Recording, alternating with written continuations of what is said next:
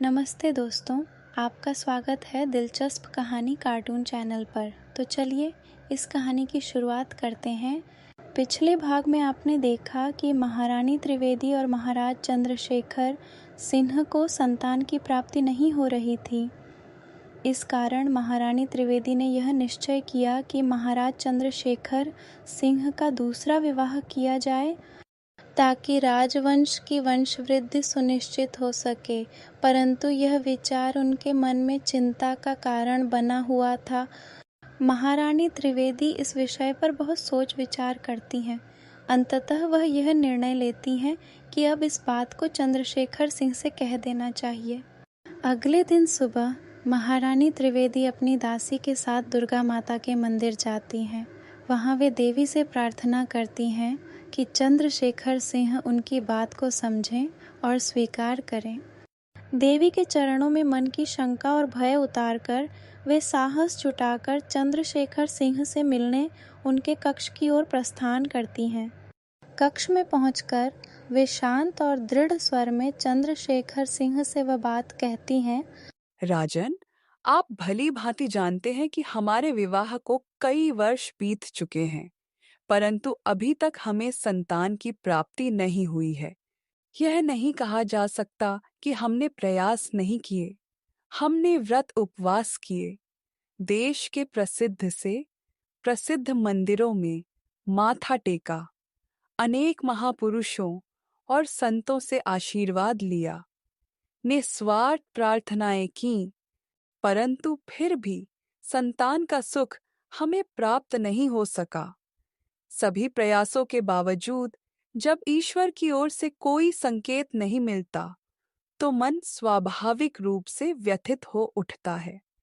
महाराजा चंद्रशेखर सिंह महारानी त्रिवेदी की यह बात सुनकर आश्चर्यचकित होकर पूछते हैं कि महारानी त्रिवेदी, आपके कहने का तात्पर्य क्या है? कृपया अपने शब्दों में स्पष्ट रूप से समझाइए। महारानी त्रिवेदी ने विनम्र भाव से कहा, महाराज, एक बात बहुत समय से मेरे मन में थी, जिसे कहने का साहस मैं अब तक नहीं जुटा पाई। लेकिन आज मैं यह बात आपसे पूरे सम्मान और खुले मन से कहना चाहती हूँ।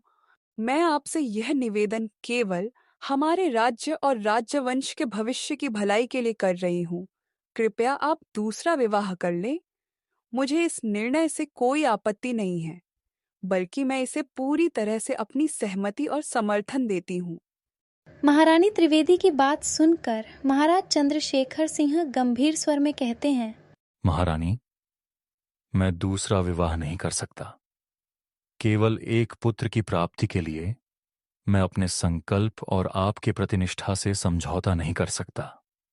यह कहकर वे मौन हो जाते हैं। उनकी आंखों में पीड़ा झलकती है।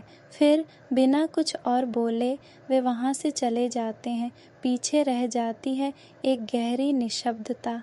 महारानी त्रिवेदी समझ चुकी थीं कि महाराज चंद्रशेखर उनकी बात नहीं मानेंगे।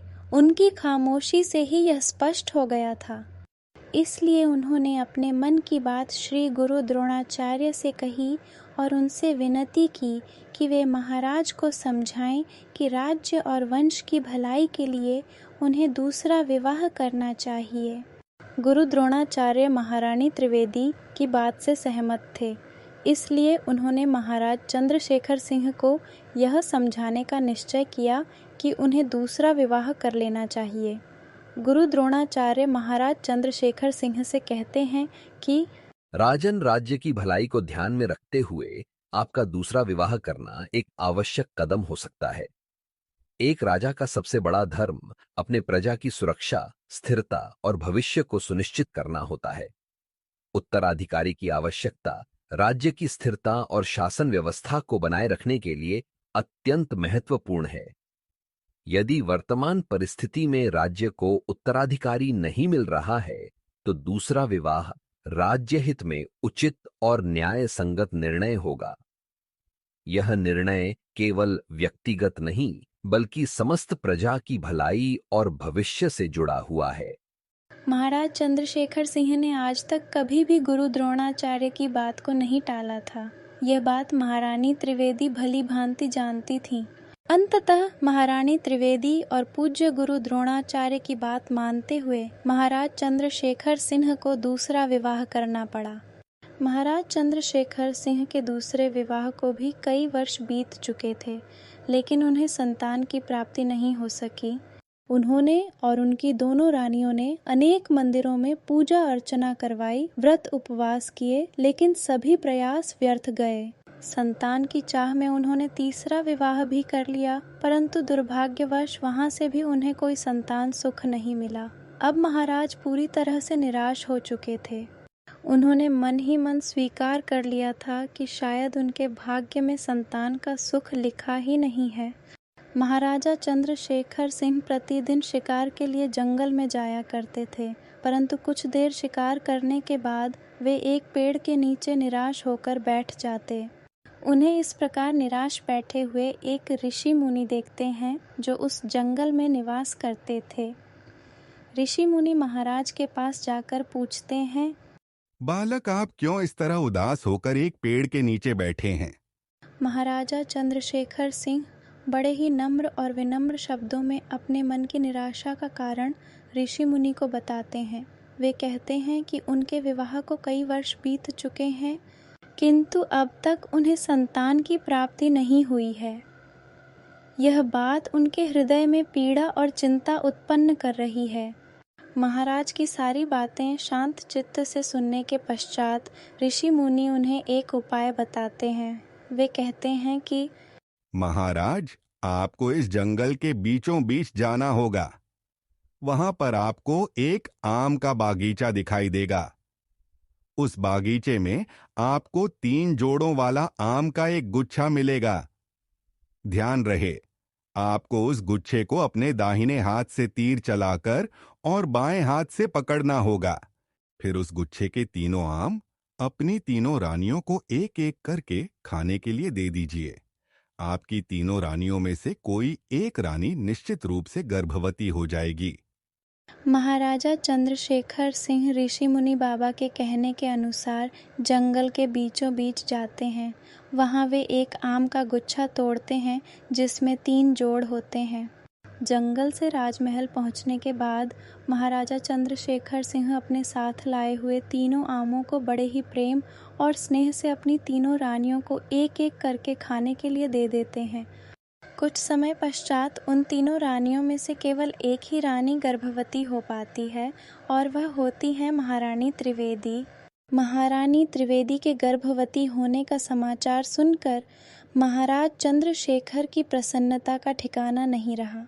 उनके साथ साथ उनकी प्रजा भी इस सुखद समाचार से अत्यंत आनंदित थी। संपूर्ण राज्य में खुशहाली और उत्सव का वातावरण बन गया था। किंतु महाराज चंद्रशेखर सिंह की अन्य 2 रानियां इस बात से अत्यधिक प्रसन्न नहीं थीं। वे चाहती थीं कि अगला उत्तराधिकारी उनके गर्भ से जन्म ले, जिससे उनका प्रभाव और मान बढ़े। परंतु ऐसा न हो पाने के कारण वे महारानी त्रिवेदी से ईर्ष्या करने लगीं। महारानी त्रिवेदी की गर्भावस्था के कारण राजमहल में उनका विशेष ध्यान रखा जाने लगा। उनके चारों ओर सेवक और सेविकाएं सदैव उपस्थित रहते थे ताकि उन्हें किसी प्रकार की असुविधा न हो। महाराज चंद्रशेखर स्वयं उनकी देखभाल में पूर्ण सहयोग दे रहे थे। यही कारण था कि शेष 2 रानियों के मन में महारानी त्रिवेदी के प्रति ईर्ष्या और भी अधिक बढ़ती जा रही थी। महारानी त्रिवेदी के गर्भावस्था का अंतिम महीना आरंभ हो चुका था। किसी भी समय धनीपुर राज्य का अगला उत्तराधिकारी इस संसार में जन्म ले सकता था। यह बात महाराजा चंद्रशेखर सिंह भली भांति जानते थे। इसी कारणवश उनके मन में महारानी त्रिवेदी के प्रति चिंता बढ़ने लगी थी। महाराज चंद्रशेखर सिंह इतने परेशान क्यों हो रहे थे? क्या इसके पीछे कोई विशेष कारण था या फिर कुछ अनहोनी घटने वाली थी? इस रहस्य से पर्दा उठाने के लिए कहानी का अंतिम भाग अवश्य देखें। अगर आपको यह कहानी रोचक लगी हो तो दिलचस्प कहानी चैनल को सब्सक्राइब करें, लाइक करें और शेयर करना न भूलें। धन्यवाद।